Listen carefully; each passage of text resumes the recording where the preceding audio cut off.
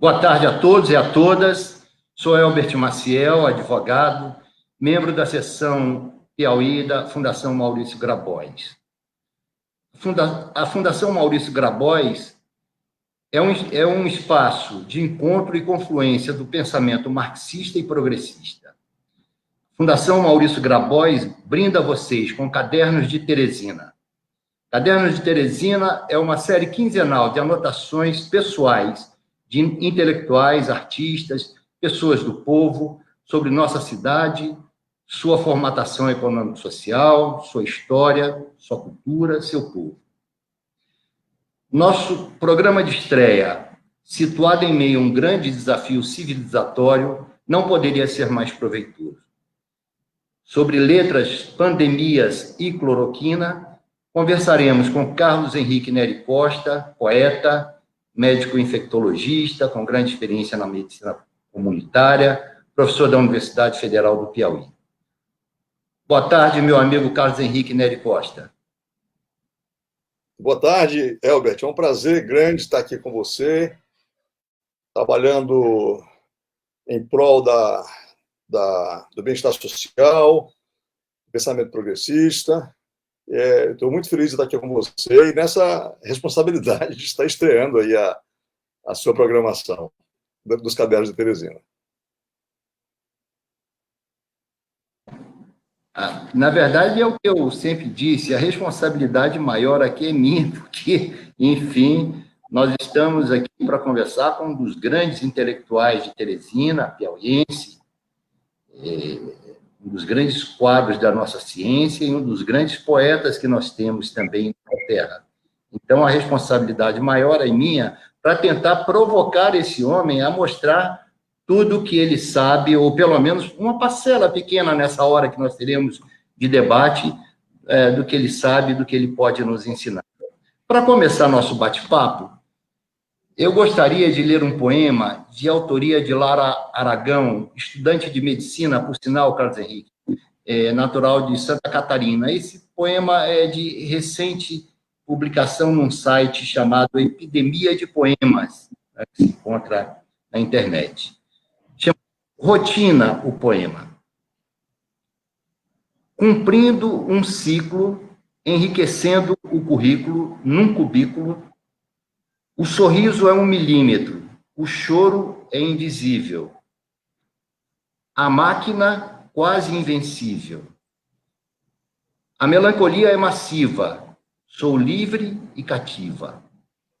Encarcerada numa rotina, sem direito a ser explosiva. Meu nome é Ana, Luísa ou Sofia. Vitória, Andréia, Júlia ou Maria. E compro para ser linda.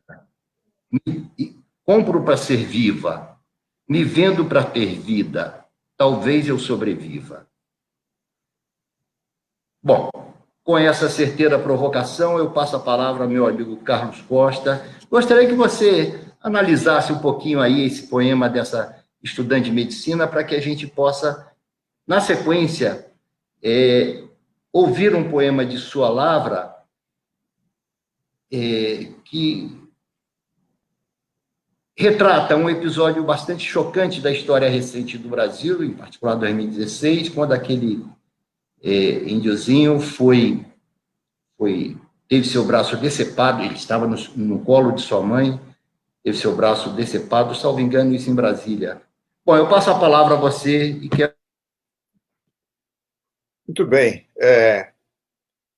Você começou com a linguagem poética, né? E você começou se identificando como um advogado. Eu sou médico, não sou intelectual, nem muito menos dos maiores de Teresina, nem um grande poeta. Eu apenas uso para expressão pessoal uma linguagem à parte da linguagem da ciência, né? Então, são duas maneiras de você expressar o mundo. Uma linguagem que obedece a uma lógica, né? E um sentimento, também o ato de curar, embora empregue o conhecimento científico da ciência, ele tem muito de subjetivismo, de coisas pessoais que exprime isso. E a poesia, como a moça, a jovem, expressou ali, a opressão que o confinamento traz, a falta de expectativas, né? Ela diz muita coisa sem dizer diretamente aquilo, né?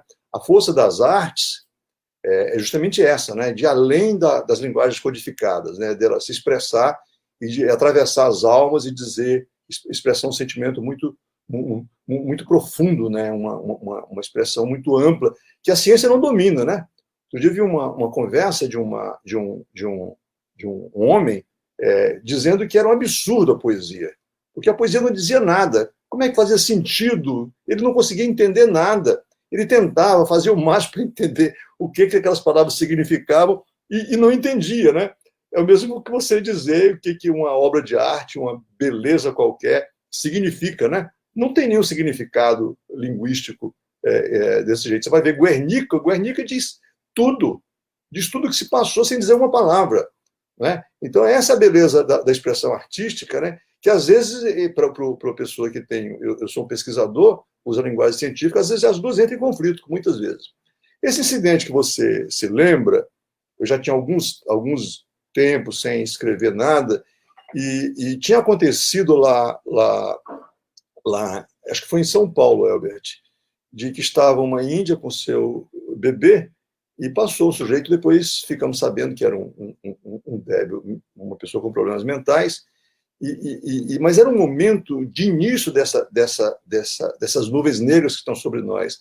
É quando as coisas começaram a degringolar, quando o pensamento fascista começou a mostrar que vinha, e veio de fato, e aquilo já assustava bastante. As primeiras notícias, as primeiras impressões é de que era um crime contra uma minoria. Nós estamos vendo dos Estados Unidos agora, e uma minoria dos mais desprotegidos. Era uma mãe indígena, sem nenhum poder, né, com o seu filhinho no colo, e passa um sujeito com uma lâmina e corta o pescoço. Então, aquilo, eu fiquei chocado e eu pude mais ou menos vislumbrar ou imaginar, né, o que vinha pela frente. Então, é nesse sentido, quer dizer, não vou fazer nenhum discurso, não vou fazer nenhuma descrição dos meus sentimentos, da minha percepção. Aí eu escrevi esse poema que eu gostaria de ler com você aqui, já que fui provocado, e que vai dizer bem como é que nós estamos hoje. É um poema que vai do meu ponto de vista de pessoa de mais idade, dirigido especialmente para os mais jovens. Então, o nome do poema é O Índio Anjo da Noite. No gesto de carícia, degolou o anjo, índio, nos braços, e se foi. E ficaram a criança, a morte, a mãe e o desamparo. E as ondas do eco, da insânia, reverberaram sobre as almas. Eles humilham as negras pela graça e pelo riso insuportáveis. Espancam as mulheres, as altivas, que miram na retina do destino. Nas ruas, esquartejam os perdidos que buscam a sua estrela guia. E aos homens, feitos por Deus, doces, suaves e poéticos. Eles vocifera contra os de mãos ríspidas, sem terras para as colheitas. E aos poetas insultam, aos mais poéticos que nos dizem o que Jesus diria. Eles arruinam os sonhos daqueles que apenas sonhos possuíam, e as favelas incendeiam e tomam seus lares pequeninos. Na noite, abandonam os insanos nos sanatórios e em seus delírios. Enganam aos parvos, aos simples, incrédulo espanto estampado. E os febris, esquálidos, moribundos, jogam em imundos hospitais. A justiça, despudorada, seduzem com bugigangas e ouros pendurados, e arrancam as inocências, e metem-lhes pedras, fumaça e balas. Aqueles que, um dia, foram jovens como tu, lançam no epílogo da miséria. Com ódio, afogam as crianças e o júbilo no meio do mar sombrio. E dos jovens estipam o viço, a esperança, aflitos de mãos vazias. Eles dilaceram minha alma, as vossas e os corações dos deuses. E chamam a isso de liberdade. Mas da besta liberta, míseros escravos. São mais fortes, contudo, que eu e tu sozinhos nessa planície desolada. E é tempo, então, de dar-me a tua mão, jovem, vigoroso e indomável, e de eu dar-te a minha mão, já trêmula e envelhecida, para ser chegada a hora de partirmos dessa noite inacabável. É isso mesmo, nós estamos nessa noite ainda. Nós estamos vendo alguns horizontes, mas nós estamos nessa noite em que o mal se estabeleceu com uma rotina em todo o seu poder. E tudo que eu disse não é mais absurdo. O que mais me impressiona é que essas loucuras todas que estão acontecendo se tornaram habituais e toleráveis. Uma sociedade que perdeu a capacidade de se indignar com todas essas brutalidades que acontecem sobre nós. Então, essa é a linguagem poética, né? Um contraponto ao que a jovem disse lá, né? Eu acho interessante, bastante dramático, não é? Mas ficaram a morte, a mãe e o desamparo. Linda, linda imagem. E, na verdade, isso diz muito, Carlos Henrique, com nossos 520 anos de história. O Brasil, a nossa formação, quer dizer, o nosso quadro social é um dos mais desumanos do mundo, né? O fosso, o abismo social que há no Brasil é um dos mais desumanos do mundo.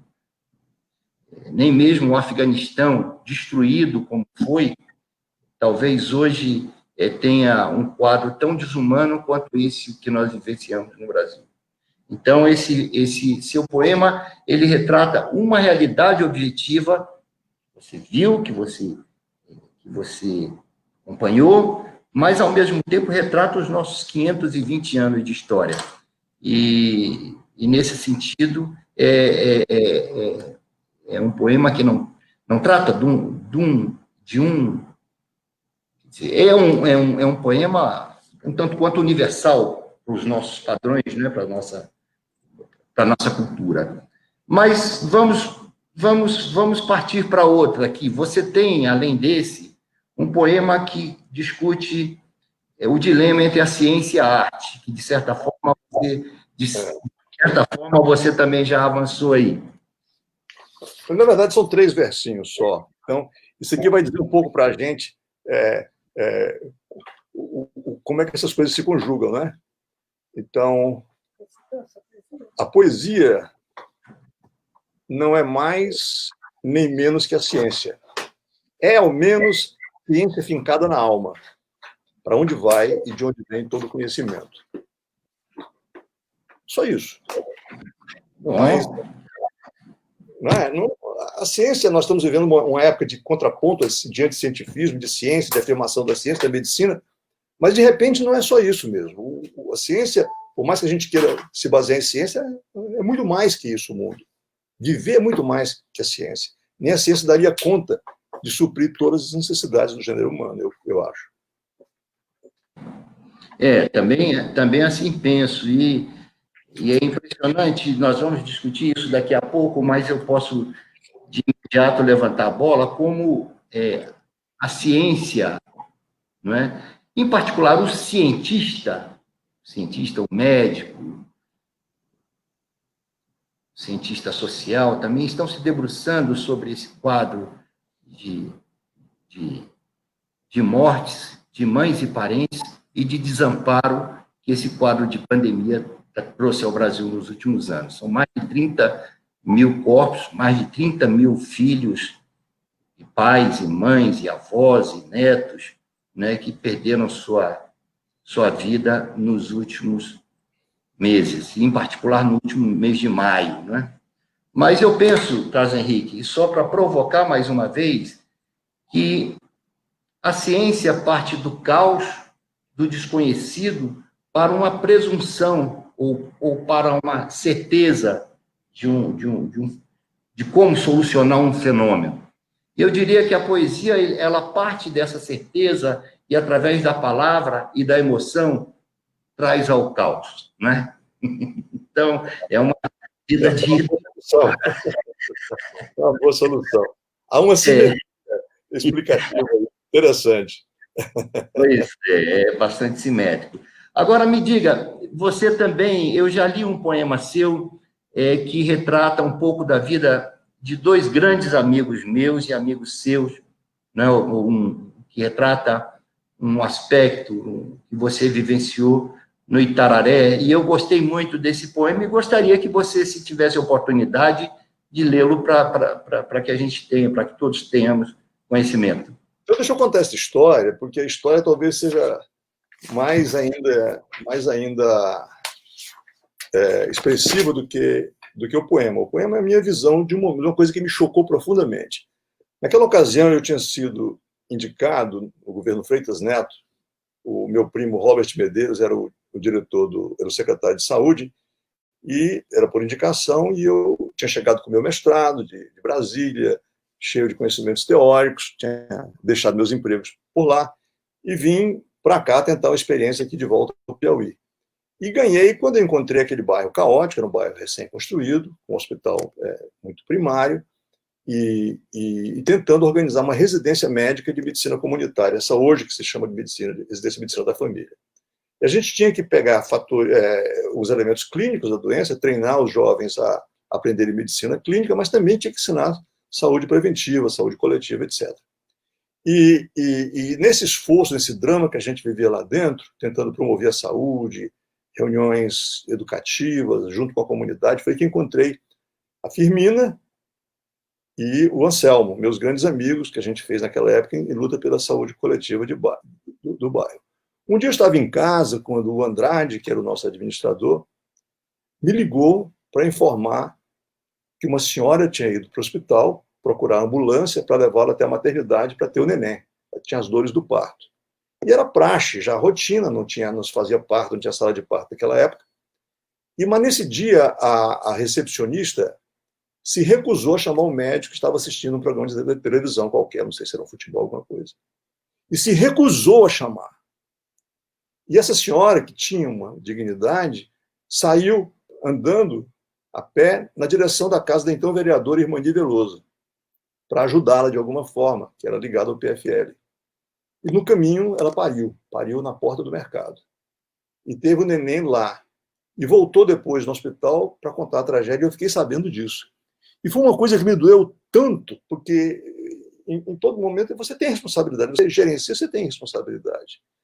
Então me veio essa tentativa de descrever sob o olhar dos humilhados, né?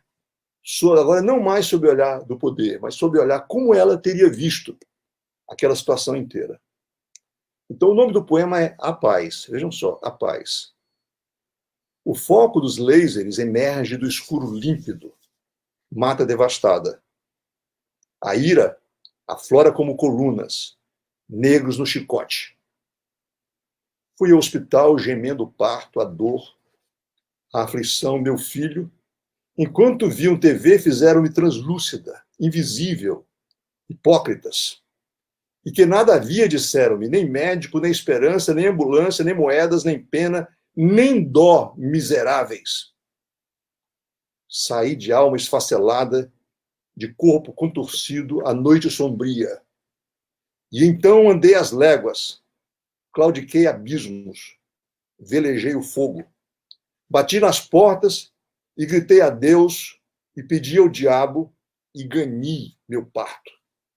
Então veio de repente, súbito na calçada, a vergonha, tão pequeno, sobre os trapos ensanguentados, torpe humanidade. No mercado, as cascas de laranja, as batatas podres, as ratas. Todas as imundícies, os vermes a que me condenaram. O rugido do vento não move os lampejos da lua sob as latas.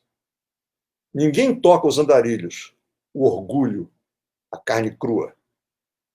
Pingam riachos em nervos ferroados, brasa, vespas nos olhos, ventre inconsequente, víboras no balcão. Fui expulsa dos hospitais. Meu bebê na calçada. Viela maldita, burocratas lívidos, sol espedaçada. Fui expulsa do paraíso. Pari na rua. Pari com estrelas à venda sobre os olhos. Velhos miseráveis dos palácios, violentem a paz. orgulho devastado, desgraça, dorsos humilhados, paz. Violentem a paz, meninos. Violentem a paz. Violentem a paz. Violentem a paz. Violentem a paz. Esse aí a emoção toda que eu senti que ela teve naquele momento, quando ela voltou para o hospital para dizer a humilhação que tinha sofrido. Então me veio esse poema aí. Violenta é a paz. Importante que nós somos pessoas, eu acho que nós nascemos todos, eu digo todos os progressistas, marxistas, todos nascemos, digamos assim, de uma forma diferente, somos mais sensíveis a essa realidade abjeta que vivemos no Brasil nos últimos 520 anos, não é isso? Exatamente. Exatamente. Nessa divisão de classes sociais, há um profundo cinismo por conta da elite. Eu diria que é uma objetivização e uma desumanização dos mais pobres. Eles não pertencem ao gênero que os mais ricos pertencem. Por isso que se permitem tanta violência contra os pobres, sem nenhum tipo de dor ou arrependimento. Isso é que mais me preocupa aqui dentro. Nós não somos iguais. Eles não sentam nas nossas mesas. Na verdade, as classes dominantes no Brasil, elas sempre foram pouco afeitas ou nada afeitas aos interesses e à população do Brasil, né?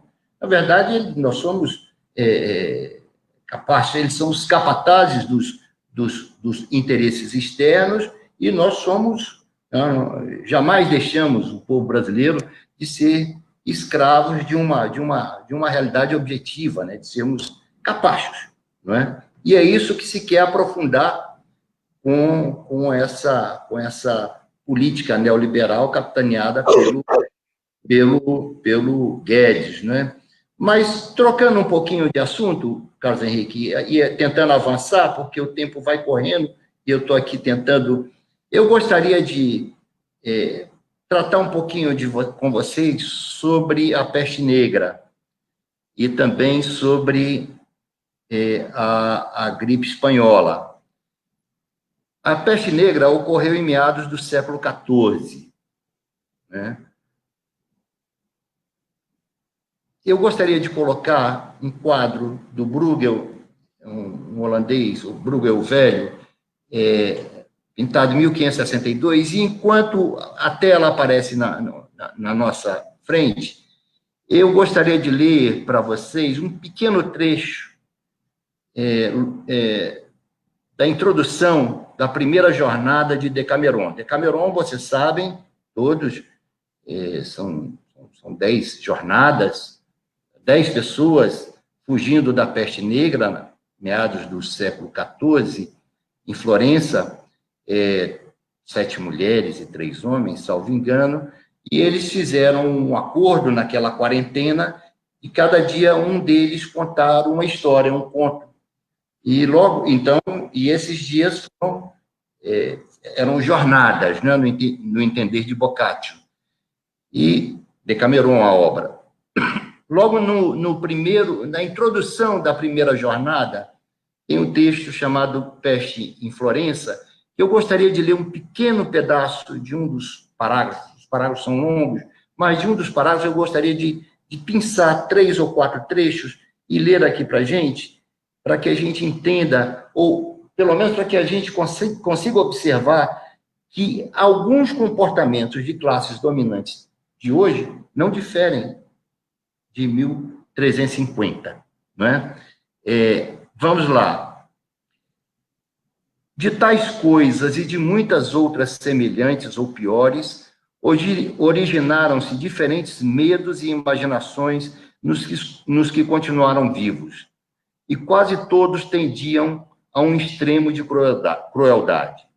Alguns, encerrando-se em casas onde não houvesse nenhum enfermo e fosse possível viver melhor, usando com frugalidade alimentos e delicadíssimos e ótimos vinhos. Outros, Dados a opinião contrária, afirmavam que o remédio infalível para tanto mal era beber bastante, gozar, sair cantando, divertir-se, satisfazer todos os desejos possíveis, rir, zombar do próximo, zombar do que estava acontecendo, e punham em prática tudo o que diziam sempre que podiam, inclusive, entre aspas, isso, parênteses, isso não é de Boccaccio, achincalhar o prefeito em sua porta na madrugada.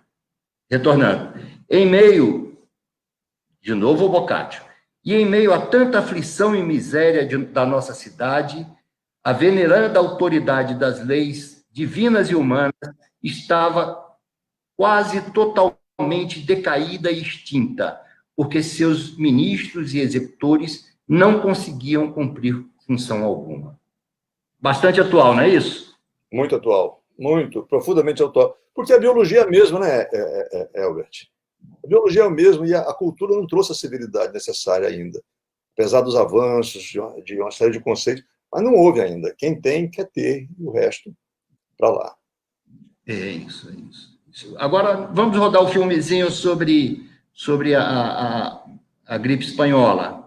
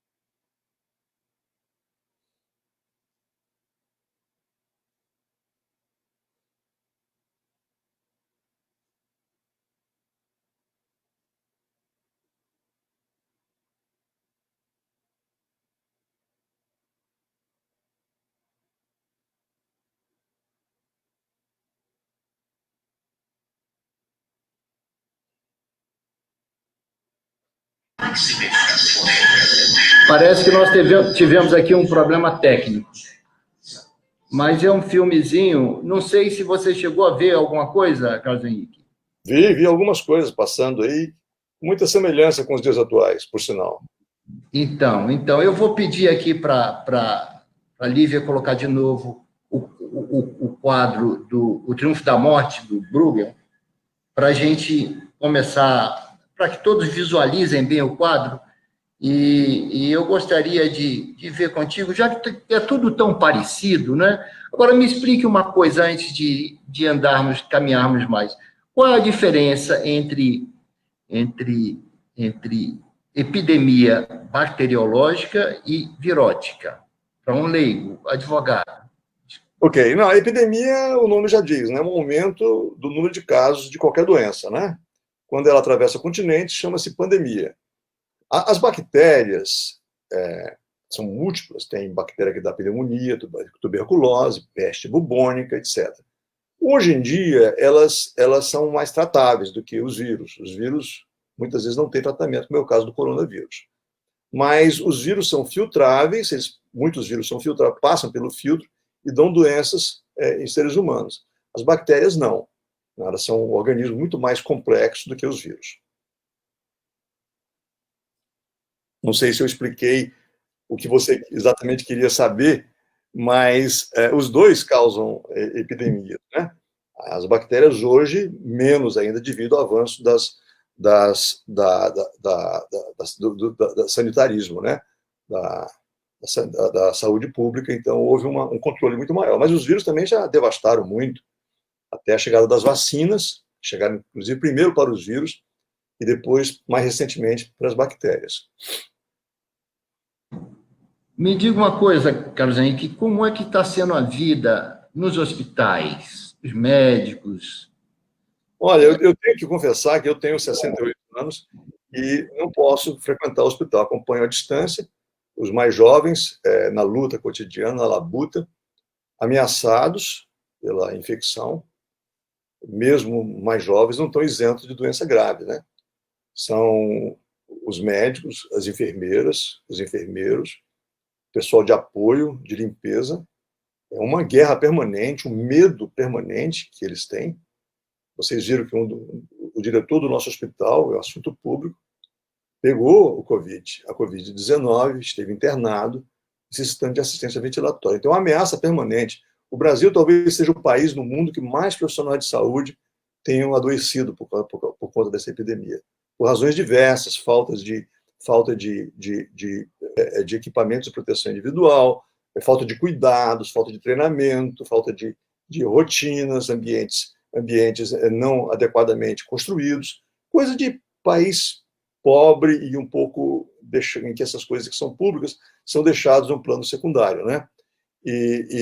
Então é mais ou menos isso que nós vemos a vida lá nos hospitais. Muitos riscos, e não só nos hospitais, mas no laboratório, no LACEN também, os colegas que trabalham lá, em situação sempre de receio, manipulam com amostras virais, sempre com receio de adquirir infecção. Tem as equipes de saúde pública, todos envolvidos, debruçados em torno disso, os pesquisadores jovens e mais velhos, tentando encontrar saídas, participar de estudos. Enfim, há uma comoção para isso. Agora, a situação realmente crítica é nas terapias intensivas. Ali é que o quadro fica mais dramático, porque é onde se faz os procedimentos de maior risco de transmissão. E é lá que você tem que ter os cuidados para evitar que as pessoas adoeçam mais, e é ali que se dá a verdadeira luta entre a vida e a morte. É verdade que eu tenho aqui a Europa. A Europa já passou por duas pandemias, né? E por guerras seculares, né? Guerras quase que todo século, não é? Teve guerras. Olha, todo século teve guerras entre países da Europa, as duas últimas grandes guerras mundiais, a Guerra dos 100 Anos, um pouco antes. Mas mesmo a Europa, com tanta experiência negativa, não tinha uma rede de saúde, uma rede de saúde pública capaz de conter e debelar imediatamente essa pandemia como foi na China, não é?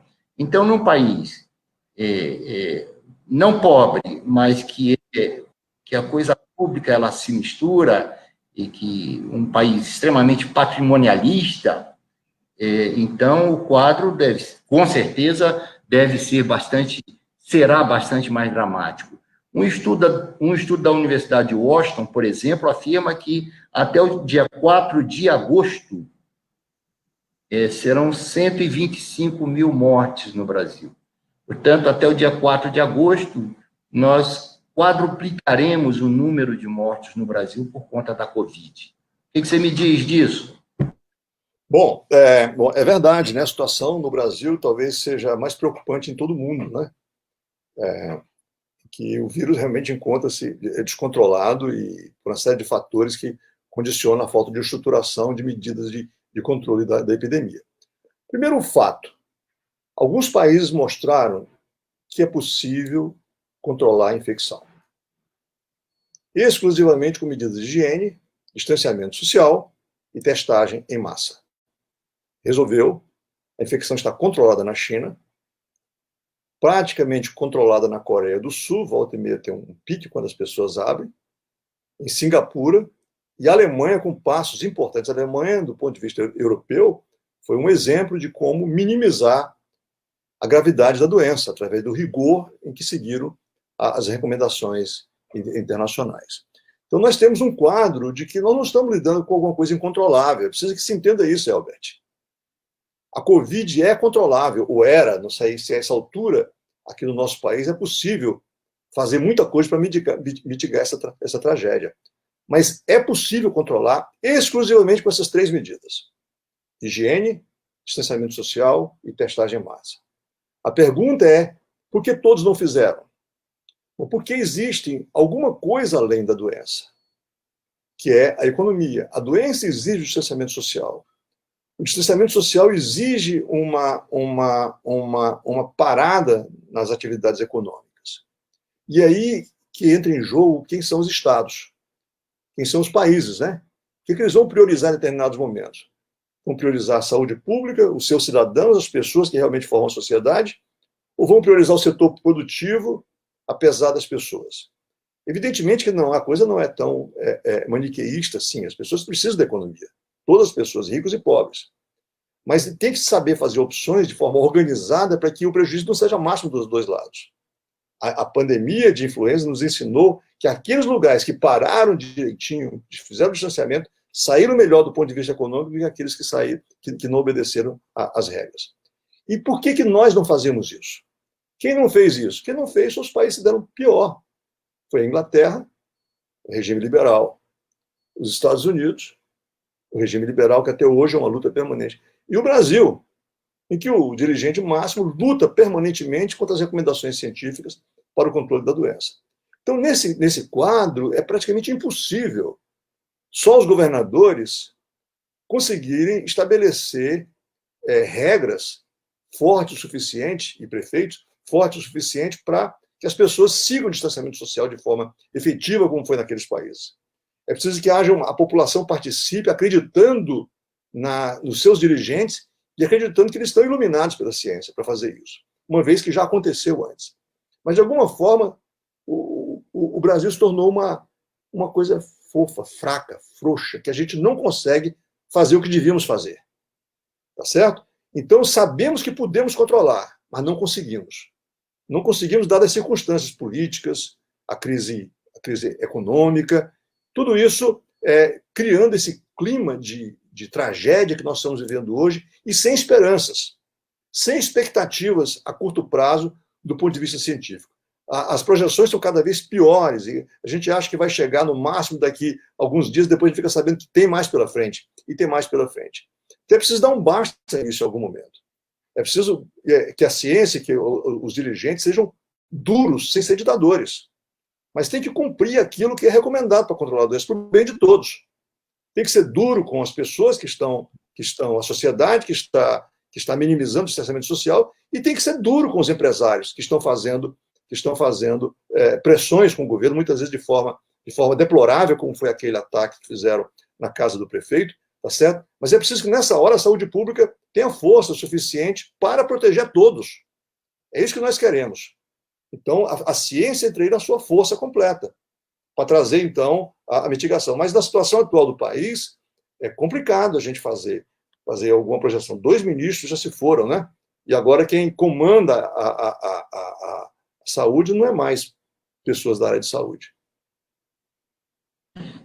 Na verdade, inclusive, eu tenho para mim que, como advogado, eu tenho estudado muito isso, a legislação que trata da matéria, principalmente porque sou advogado de servidores públicos, inclusive médicos, né? Entidades. Na verdade, o que eu penso, o discurso dessas pessoas que promovem carreatas para reabrir, porque, na verdade, é isso que você disse, o risco de se reabrir em função de um discurso de, né, salvar a economia é que daqui a pouco temos que fechar de novo, não é? E aí, quer dizer, o quadro tende a se agravar cada vez mais. Mas o que eu quero chamar a atenção é que o discurso deles é que a lei ela trata de uma recomendação para o distanciamento social. Eu digo que não, é uma determinação. A lei não está recomendando que você fique em casa, a lei está determinando que você fique em casa, mesmo porque a própria legislação de criação do SUS, Sistema Único de Saúde, ela nos diz que, muito embora a saúde seja dever do Estado, direito de todos, mas todos devemos contribuir para que o Sistema Único de Saúde ele tenha um bom desempenho ou uma boa vida. E no momento em que nós desprezamos a legislação que determina o isolamento social, por exemplo, nós estamos atentando contra, inclusive, a Constituição Federal, que diz, não é, que textualiza isso que a Lei de Criação do Sistema Único de Saúde torna mais claro, né, mais positivado.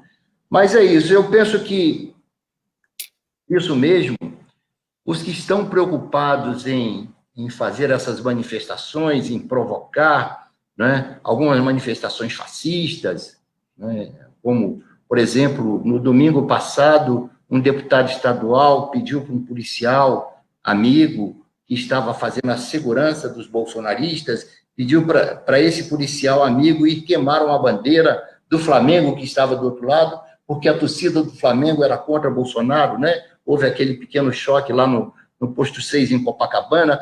Então, eu penso, Carlos Henrique, que a principal preocupação desse segmento mais que porque quer abrir, né, esse segmento mais fascistoide, não é com a economia. A preocupação deles é de outra ordem. A preocupação deles é eugenia, a criação de uma raça mais pura, entendeu? Uma raça mais igual os nascidos bem, os bem-nascidos, né? O Elbert, eu diria o seguinte, eu acho que tem algumas pessoas que têm essa visão de mundo realmente, mas eu não acho que seja só isso. Eu acho que tem preocupações econômicas genuínas por parte de alguns setores da sociedade. Existem alguns argumentos também por parte deles que tem que ser ouvido.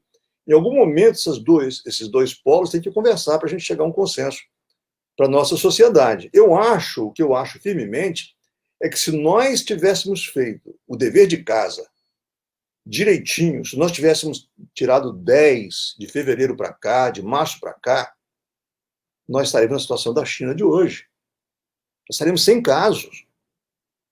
Nós estaríamos com doença controlada, a economia estaria voltando. E se nós fizermos hoje, nós temos algum horizonte daqui para frente. Agora, se nós não fizermos nada, e pelo contrário, se nós formos tentar diminuir o distanciamento social, as coisas vão piorar por mais tempo. As perdas serão de todos, de vidas e da economia. E a situação realmente pode tomar um rumo irrecuperável. É preciso ter, apesar dos valores diferentes, vida, saúde e outro lado da economia, as coisas têm um ponto em comum. E é preciso, portanto, que haja essa compreensão de lado a lado, intermediado por um Estado forte, digamos assim, no momento que é necessário, para que a gente saia dessa escuridão. É preciso, como eu disse naquela poesia, nós temos que sair dessa escuridão inacabável. É preciso ter uma racionalidade para isso. Nós não podemos ficar nessa loucura, brigando de cores políticas, de partidos, de ideologias num momento de extrema gravidade para a sociedade. E quando existe uma saída, o interessante é que tem uma saída. É possível sair. Agora, nós temos que estar juntos. Todos juntos. População e empresários. Estado e setor privado. Todos têm que sair juntos. Agora, tem que ser duro e tem que ser eficiente, na minha opinião. Muito bem. A Zelma Cavalcante, historiadora, ela pergunta: prezado Carlos Henrique, você acredita que a pandemia pode ampliar o apoio da categoria médica ao SUS e à atenção básica da população? Bom, não sei. A pergunta é muito boa, muito provocativa, e tem algumas coisas interessantes no nosso meio, no meio médico. O meio médico, tradicionalmente, tem sido de direita, né? Posicionamento político, econômico, situado à direita. Na verdade, eu não compreendo por que isso, que há uma expectativa de que a medicina liberal resolva as nossas saídas econômicas, individuais como médicos, o que não é verdade. A maior parte da renda dos médicos no nosso país vem do setor público. Então, é de se esperar que eles tivessem um comportamento mais sindical, mais voltado para os movimentos trabalhistas, etc. Mas há uma recusa disso daí, embora não sejam todos, tem muitos médicos do campo progressista atuando nesse sentido. Agora a situação do setor privado está em caos, né? sem funcionar praticamente nada, por conta do distanciamento social requerido. Eu não posso misturar o pensamento que eu gostaria que fosse com aquilo que é de fato, mas eu acho que há necessidade de uma experiência de mais tempo por parte da minha categoria profissional, para que ela veja o setor público como setor que é fonte de renda e que deve ser melhorado. E não ficar naquela esperança dostoievskiana, digamos assim, romântica, de que nós vamos voltar ao passado, na época tinha meia dúzia de médicos que se fazia grandes fortunas. Não é mais verdade isso, o cenário mudou. Os salários são pequenos, a quantidade de médicos é imensa que está sendo jogada no mercado para atender interesses privados do setor de ensino internacional. E os médicos estão no meio dessa desorganização. Então, eu acho que nós podemos elaborar uma agenda e modificar as mentes dos jovens no sentido de compreender os fatos. A realidade é dura para os médicos. Muitos médicos não vão conseguir pagar a faculdade nunca na vida. Ou vão viajar, viver dentro de carros, viajando de cidade em cidade para pegar uns trocados em uma cidade em regimes extremamente precários de emprego. Então, nós precisamos organizar o mercado de trabalho médico. E, para isso, tem que dar as mãos do ponto de vista sindical e coletivo. Agora, essa compreensão desses fatos deve levar algum tempo. E acabar com essa ilusão de que quem fica rico como médico? Algumas poucas categorias profissionais que se organizaram para isso, e quem tem empresa. Mas não precisa ser médico para ter empresa médica. Qualquer pessoa pode fazer a sua empresa, né? Nós somos trabalhadores da saúde. É preciso, então, que haja compreensão desse movimento para que a gente se alie mais à sociedade e aos demais trabalhadores. Não sei, gostaria muito que a Covid ensinasse essa lição para todos nós, mas seria uma lição realmente a ter ganhos no futuro, tanto para a sociedade como para a categoria profissional. Agora me diga uma coisa, Carlos Henrique, sobre uns médicos de Floriano descobriram a cura, então, do coronavírus, da Covid-19, né? O que você me diz disso aí? Olha, eu estou vendo aqui o título que você colocou, cloroquina. Eu queria dizer o seguinte, que cloroquina não é mais um remédio. Cloroquina tem muitos significados, além de uma medicação, de uma fórmula química, que é utilizada para tratar algumas doenças. Ela passou de longe disso daí, passou a ter significados, né, os mais diversos, os mais estranhos, né, possíveis. Era um remédio que, houve um pesquisador francês, o Didier Raoult, que proclamou em estudo de forma muito precipitada que havia uma vantagem do remédio. Alguns interesses duvidosos nos Estados Unidos repercutiram isso daí, chegou ao presidente Trump, que vociferou que talvez fosse a cura e o fim da tragédia, né? Os Estados Unidos não queriam abrir, não queriam fazer nada, né? Contra a epidemia. Nova York não fez e sofreu o que está sofrendo. A Califórnia fez e mitigou a epidemia. Então, de repente, ele disse: a cloroquina é a cura para o mercado financeiro. Porque todo mundo pode vir trabalhar, que não vai ter doença nem nada, é a saída. E quando ele falou isso, e tem um mundo de seguidores, e por sinal, a direita é muito mais organizada que a esquerda, Elbert. A direita é muito bem financiada, os movimentos são muito mais organizados, elas chegam de forma fulminante. Foi repercutido aqui no Brasil pelo nosso presidente, né, o atual aí, e ficou, então, a polarização. De repente, cloroquina passou a ter um sentido muito mais mítico do que médico. Então, as pessoas estavam dizendo: eu uso, será que você usaria com você ou não usaria? Veja, isso não é argumentação médica. A argumentação médica é feita através de pesquisas, de estudos clínicos, randomizados, e, de repente, tinha colegas dizendo: não dá tempo de fazer estudos clínicos randomizados, vamos usar de qualquer jeito. Quer dizer, vamos para a escuridão, vamos por esse caminho sem saber onde vai dar. E a confusão, então, foi... As ofensas começaram, né? Eu sou pró-cloroquina, eu sou contra a cloroquina. Imagina isso entre os médicos. A coisa chegou a essa repercussão. Os que não eram médicos, a imprensa leiga, que então começou a publicar as ideias, e todo mundo acompanhando as pesquisas científicas, como se fosse um campeonato de futebol, entre facções, entre times diferentes. Então a coisa atingiu essa conotação quando saiu o estudo, primeiro uma revisão sistemática, que é uma forma organizada de prospectar o conhecimento, mostrando que não tinha as vantagens que se esperava. E depois aquele estudo observacional, estudo que foi publicado agora na Lancet, que deu margem para muitos questionamentos. E realmente tem questionamentos. A ciência, pela sua natureza de lógica indutiva, ela é questionável, ela está em construção permanente. Não existe resposta final. Em determinado momento tinha muita esperança na cloroquina e ninguém queria nem fazer parte de estudo clínico. Me dê a cloroquina. Pelo amor de Deus. Aí quando saiu esse estudo, essas duas publicações, inverteu tudo. Não, eu não quero mais cloroquina, não quero fazer parte do estudo com a cloroquina. O que também não é bom.